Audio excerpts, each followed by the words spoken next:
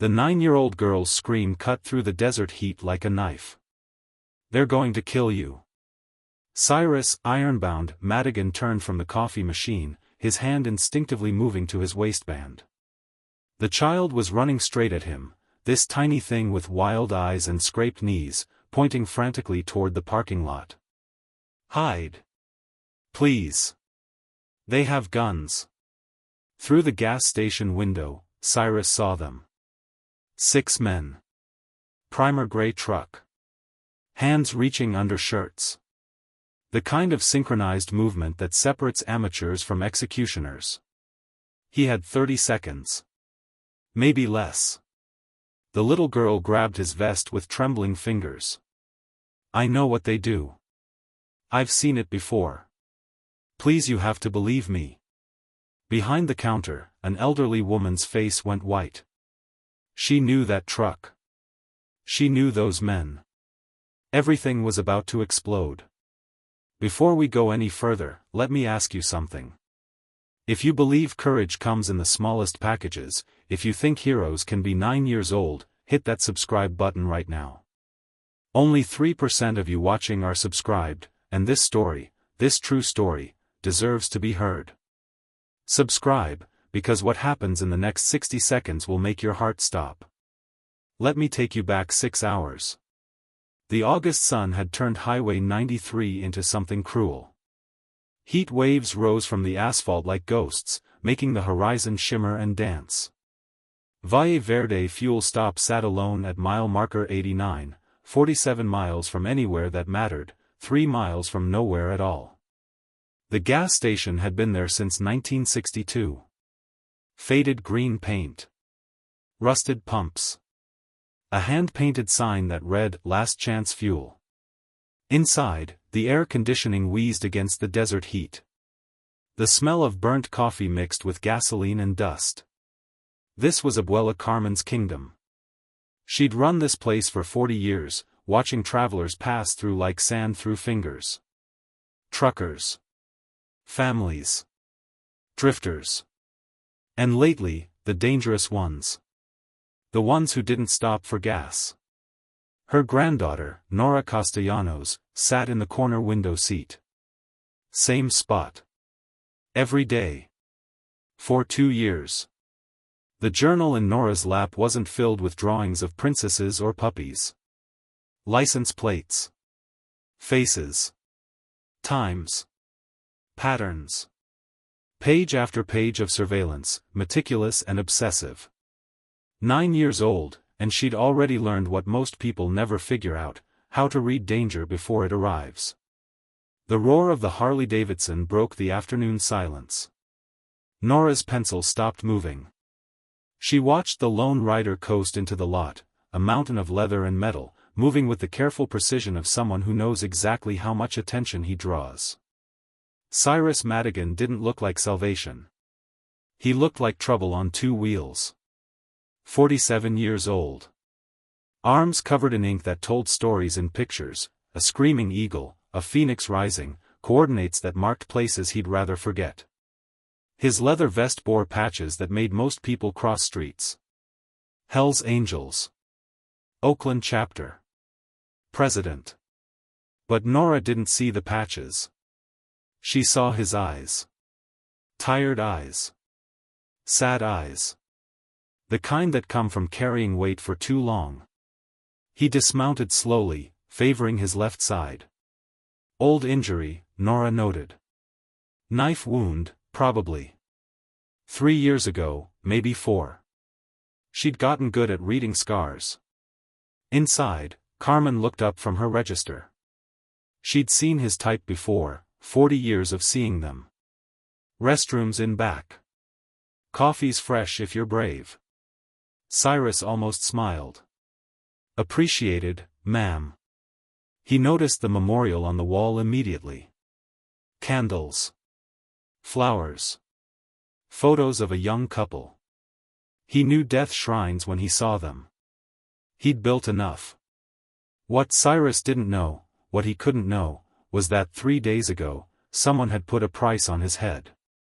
Los Serpientes. The gang that controlled drug routes from Phoenix to the border. They'd decided a Hells Angels chapter president dying in the middle of nowhere would send exactly the message they wanted. Cyrus had heard the rumors. He'd done something most people would call insane. He'd made himself bait. Rode alone. No backup. No plan except to see if they were bold enough to try. They were. Nora watched him pour coffee, her pencil moving across paper. She captured details without thinking about it, the phone in his vest pocket positioned for quick access, the way his eyes swept the room before settling, the slight limp. Then the truck appeared. Primer gray F-250. Montana plates. Windows tinted black. It rolled into the parking lot too slowly, too deliberately. Once around the perimeter, like a shark circling. Nora's breathing changed. 4 men in the cab. 2 more in the truck bed, hidden behind a toolbox. She counted them the way other kids counted sheep. The truck parked at an angle, blocking the exit. The driver's door opened. The man who stepped out had arms like tree trunks, covered in tattoos. And there, on his forearm, coiled and ready to strike, a serpent. Nora's journal slipped from her hands. She knew that tattoo. She'd been drawing it in her nightmares for 2 years. The same tattoo she'd seen on the men who laughed while her parents bled out on this very parking lot. The same men who'd never been caught. Who'd walked free because witnesses disappeared and evidence vanished and justice was something that happened to other families. Time folded in on itself. Past crashing into present. The men moved toward the gas station entrance. Hands sliding under shirts. 6 men, synchronized, practiced. Cyrus stood at the coffee machine, stirring sugar, completely unaware. Nora saw it all at once, the future playing out like a movie she'd already seen. The men entering. Guns drawn. Cyrus falling. Abuela screaming. Blood pooling on the same floor where her mother had died. Another murder. Another cold case. Another family destroyed. Every therapy session, Dr. Okonkwo had told her the same thing. You're not responsible for saving everyone, Nora. You were a child. You are a child. It's okay to stay safe. But safety meant silence. And silence meant death. Nora Castellanos, who'd survived by being invisible, made the choice to be seen. She ran. Her sneakers slapped against the linoleum. Carmen shouted something Nora didn't hear. She burst through the door, into the parking lot, into the heat. The men were 15 feet from the entrance. Hands on weapons. They saw her and smiled. A little girl. No threat. They didn't know about her gift. The gift trauma had burned into her brain. Nora didn't run to safety. She ran straight at Cyrus. They're going to kill you. She crashed into him with all the force her tiny body could manage, grabbing his vest with both hands. They have guns. I know them. They kill people. Cyrus looked down at this terrified child, then up at the 6 men who'd frozen at being spotted. For one suspended moment, nobody moved. Then everything moved at once. Carmen appeared in the doorway, saw the men, understood immediately. Inside. Now. She grabbed Nora with one hand, Cyrus's arm with the other, yanking them both through the door. The deadbolt clicked. Shelves scraped across the floor as Carmen barricaded the entrance with the strength of a woman defending her last living family. Outside, the men drew their weapons. The first bullet shattered the window where Nora had been sitting 60 seconds ago. Cyrus shoved Nora to the floor, his body covering hers. Stay down. More gunshots. Glass exploding. Coffee pots bursting. The smell of gunpowder mixing with gasoline. Carmen was already on the phone. Police. Valle Verde Station. Armed men, shooting. The dispatcher's voice crackled back. Units are 40 minutes out. We don't have 40 minutes. Cyrus pulled his phone from his vest. His fingers moved fast, typing a message Nora couldn't see. Then he hit send. What did you do? Nora asked from beneath him. I called my family. Outside, the gunfire stopped. A voice shouted through the broken window. Send out the biker. We don't want the kid or the old lady. Just him. Carmen's grip tightened on her phone. Like hell. Cyrus looked at Nora, really looked at her for the first time. This little girl who'd saved a stranger's life. Why'd you do it? You don't even know me. Nora's voice came out steady, way too steady for a 9-year-old under gunfire. Because they killed my mama and papa. Right here. 2 years ago. And I won't let them kill anyone else. Something broke in Cyrus's expression. Understanding crashed over him. This child had already lost everything to violence. And she'd still chosen to save him. What's your name? Nora. Nora, I need you to listen. Help is coming. A lot of help. But you need to stay away from the windows and do exactly what your grandmother says. Can you do that? She nodded. Carmen had moved to the back room, still on the phone, now with the FBI. Yes, Los Serpientes. I'm sure. Same men who killed my daughter and son-in-law. Outside, the men were arguing. Nora could hear them through the broken window. We can't wait around all day. Boss said make it clean. Nothing's clean now, you idiot. Then, in the distance, a sound. Faint at first. Easy to mistake for wind. But it wasn't wind. It was engines. Motorcycle engines. Not one. Not 10. Dozens. Hundreds. Nora crawled to the window, peeking over the sill. On the highway, coming from both directions, she saw them. Headlights stretching to the horizon. A river of chrome and leather, flowing toward them like water breaking through a dam. There's so many, she whispered. Cyrus allowed himself a grim smile. That's what family looks like. Stop right there. If this story is making your heart race, if you're on the edge of your seat, you need to subscribe to this channel now. We're at the most crucial moment, and 97% of you haven't subscribed yet. This little girl risked everything for a stranger. The least you can do is tap that button. Do it for Nora.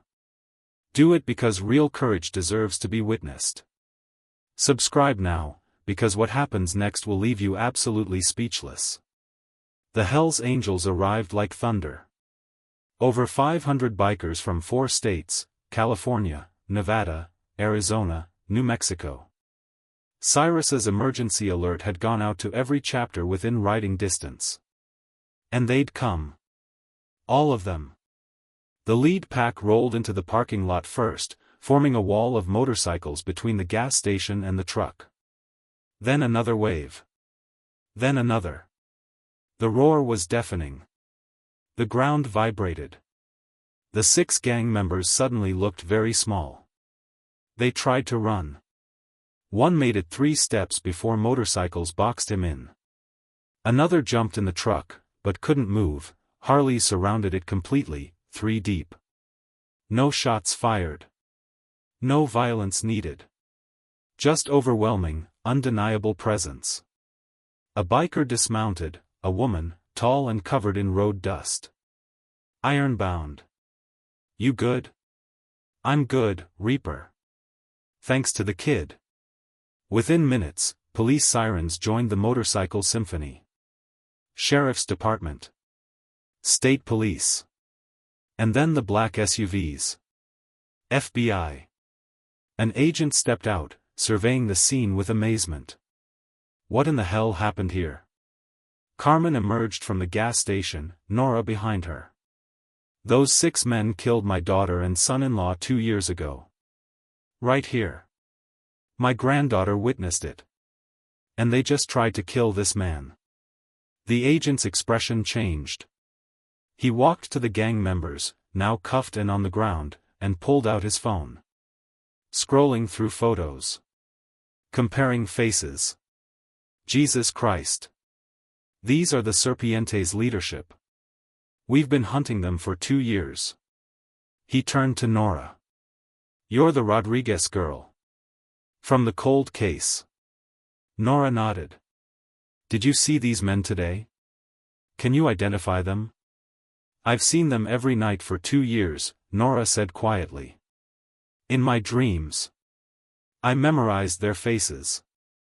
The agent knelt to her level. You just solved your parents' murder. And now you have 500 witnesses to keep you safe. That's when Nora started crying. Not from fear.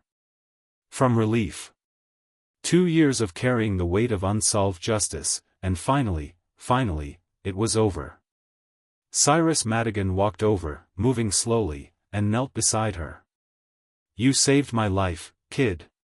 You also just got justice for your parents. Nora looked up at this massive, tattooed, terrifying man, and saw what most people missed. Kindness. Protection. Family. You're one of us now, Cyrus said. All 500 of us. Brothers and sisters. No one will ever hurt you again.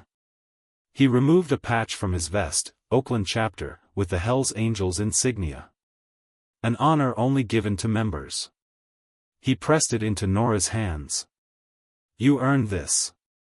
Carmen was crying now too, and she did something that shocked everyone. She hugged Cyrus. This grandmother who'd spent 2 years teaching her granddaughter to fear strangers, embracing a Hells Angels president. Thank you, she whispered. Thank you for seeing her. For believing her. She saved me, ma'am. I'm just returning the favor. The FBI agent approached. Ms. Castellanos, Carmen, will need Nora's statement. And this time, we have everything we need. Witnesses, evidence, federal charges. These men aren't walking away. One of the gang members, being loaded into a police car, spat at the ground. The girl's dead. She knows it. Wheel. He didn't finish the sentence. 200 bikers stepped forward simultaneously. The threat was clear. The agent almost smiled. I don't think you understand your situation. This little girl has 500 guardian angels now. You're never getting near her. As the police hauled the gang members away, the bikers started their engines. But they didn't leave. They circled the gas station, standing guard, making sure Nora and Carmen were truly safe. Reaper, the woman who'd arrived first, walked over to Carmen. Ma'am, we're going to post a rotation here. 2 bikers, 24/7, until the trial. No one comes near this place unless you approve. You don't have to. Yes, we do. That little girl saved our president. She's family. And we protect family. 3 months later, Valle Verde fuel stop looked different. New windows. Security cameras. A panic button behind the counter connected directly to the nearest police station. And every Thursday, like clockwork, Hells Angels stopped by. Sometimes 2. Sometimes 20. Checking in. Bringing supplies. Making sure Carmen and Nora were safe. The community had been scared of the bikers at first. All that leather and noise and attitude. But they'd watched these rough men install cameras, repair Carmen's roof, and sit patiently while Nora practiced reading to them. Perceptions shifted. Softened. Changed. Cyrus came by every month, always bringing Nora something, books, art supplies, a better journal for her sketches.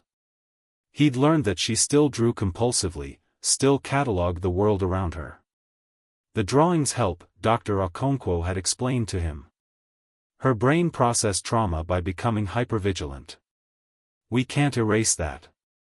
But we can redirect it. So Cyrus brought her detective novels. True crime books. Stories about people who'd used their pain to help others.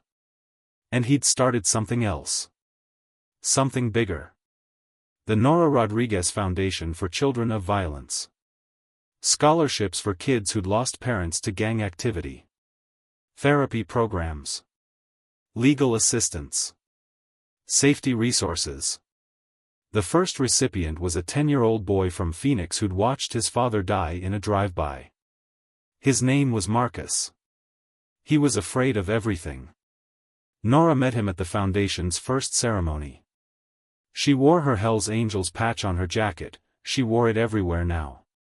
Does it get better? Marcus asked her. Nora thought about it. It doesn't go away. The memories don't disappear. But you get stronger. And you find people who understand. She gestured to the bikers standing around the room. These people look scary. Everyone thinks so. But they showed up when I needed them. Sometimes the people who look dangerous are the safest ones you'll ever meet. Carmen watched from across the room, tears streaming down her face. Her granddaughter, her tiny, traumatized granddaughter, was helping other kids survive what she'd survived. If you're feeling emotional right now, you're not alone. But here's the truth, only a tiny fraction of you have subscribed. This 9-year-old girl showed more courage in 30 seconds than most people show in a lifetime. Hit that subscribe button right now. Smash that like if justice being served gives you hope. Share this story, because someone in your life needs to see that heroes come in the smallest packages. Don't scroll past without subscribing. Honor Nora's courage. 1 year after that day in the desert, the Hells Angels held their annual Southwest Rally. 5 states. 15 chapters. Over 1,000 bikers. The guest of honor? Nora Castellanos. She rode on the back of Cyrus's Harley, wearing her patch and a helmet decorated with stickers her grandmother had helped her pick out. Butterflies and skulls. Flowers and flames. The rally route went through 6 towns. In each one, people lined the streets. Not protesting. Cheering. Because by now, everyone knew the story. The little girl who'd saved a biker's life. The bikers who'd brought an army to protect her. The justice that had finally been served. Los Serpientes' leadership was going to prison. Federal charges. Multiple life sentences.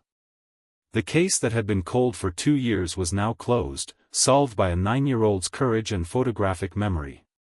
At the rally, Cyrus stood at a microphone, addressing the crowd.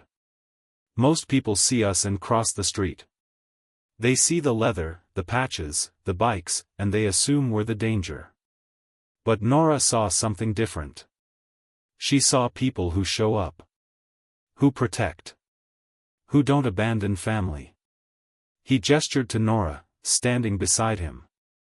This kid taught me something. Courage isn't about size or strength. It's about doing the right thing when everything in you says to run. She had every reason to stay silent. Every reason to protect herself. But she chose to save a stranger. The crowd erupted in applause. 1,000 bikers, their engines roaring in tribute. Nora stepped to the microphone. Cyrus adjusted it down to her height. I was really scared that day, she said, her voice small but steady. I'm still scared sometimes. But my mama told me something before she died. She said, watch the world, mi cielo. Really watch. Because the truth is always there if you look. She paused, collecting her thoughts the way Dr. Okonkwo had taught her. Everyone told me to be scared of bikers. But I watched. I saw Mr. Cyrus being respectful to my abuela. I saw him notice our memorial.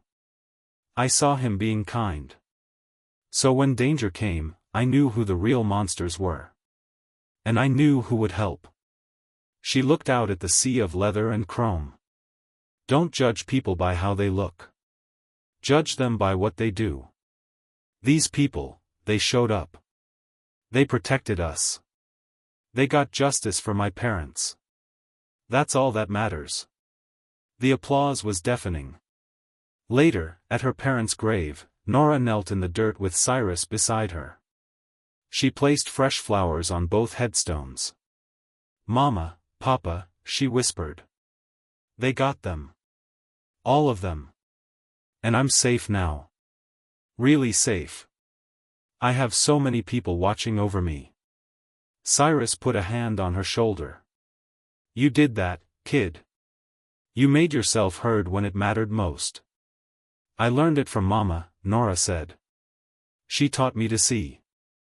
To really see. Your mama would be so proud of you." Nora nodded. Then she smiled, a real smile, the kind Carmen hadn't seen in 2 years. "I think she'd like you," Nora told Cyrus. "You're loud and scary looking, but you're actually really nice." Cyrus laughed, a deep rumble that shook his chest. "Loud and scary but nice.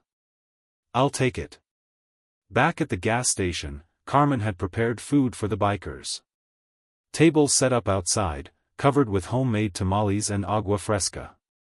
500 bikers, eating her cooking, telling stories, making her granddaughter laugh.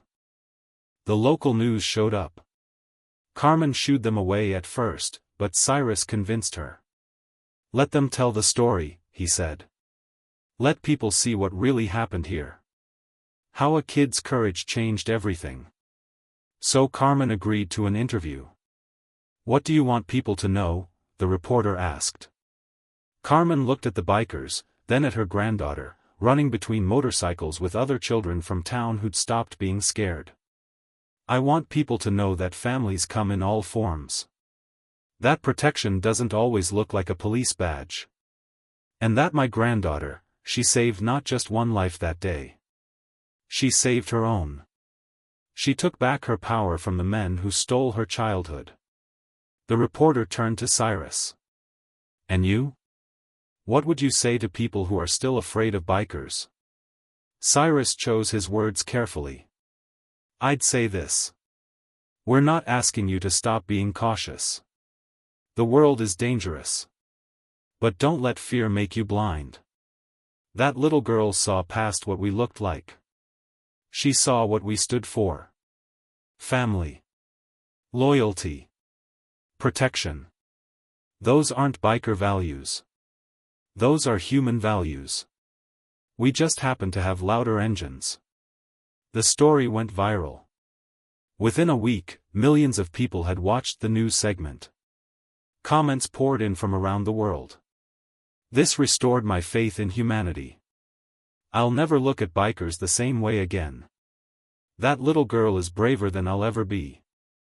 But the comment that mattered most came from someone unexpected. Marcus, the 10-year-old scholarship recipient, whose mother helped him type it out. "Thank you, Nora. You showed me that being scared doesn't mean you can't be brave. I'm going to try to be more like you." Nora read it and cried. Good tears this time. Dr. Okonkwo, in their next session, asked Nora how she felt about everything that had happened. "I still have nightmares," Nora admitted. "I still check license plates. I still watch people too carefully." "That's okay," Dr. Okonkwo said. "Those responses kept you alive. They made you who you are. We're not trying to erase them. We're learning to live with them. But now when I'm scared," Nora continued, "I remember I'm not alone. I have Abuela. I have 500 uncles and aunts. I have people who will come if I call." "That's called healing," Dr. Okonkwo said softly. "Not forgetting. Not pretending it didn't happen. But building something new on top of the pain." Nora nodded. Then she showed the doctor her latest drawing. Not a license plate. Not a face. A motorcycle. Surrounded by butterflies. "I'm trying to draw new things," Nora explained. "Things that don't scare me." "That's beautiful," Nora. Yeah, Nora agreed. It is. At school, Nora was asked to give a presentation about courage. She stood in front of her class, wearing her Hell's Angels patch, and told her story. Courage isn't about not being scared, she told them. I was terrified. My hands were shaking. My heart was beating so fast. But I saw someone about to die, and I knew I could stop it. A classmate raised her hand. But what if you were wrong? What if he was bad too? I watched him, Nora said. Really watched. The way he was respectful to my abuela. The way he noticed our memorial. People show you who they are if you pay attention. Her teacher, Mrs. Ramirez, wiped her eyes. Nora has taught this entire school something important. Appearances lie. Actions speak truth. And courage comes in all sizes. The class erupted in applause. That night, Cyrus called to check in. He did that every week now. How'd the presentation go? Good, Nora said. Everyone clapped. Proud of you, kid. Mr. Cyrus? Can I ask you something? Anything. Are you glad I saved you? Like, really glad? Even though it was dangerous? Cyrus was quiet for a moment. Nora, you gave me my life back. Not just by warning me. But by reminding me why we do what we do. Why we wear these patches. We protect people who can't protect themselves. You showed me a 9-year-old can be braver than a room full of grown men. Yeah, kid. I'm really glad. Nora smiled.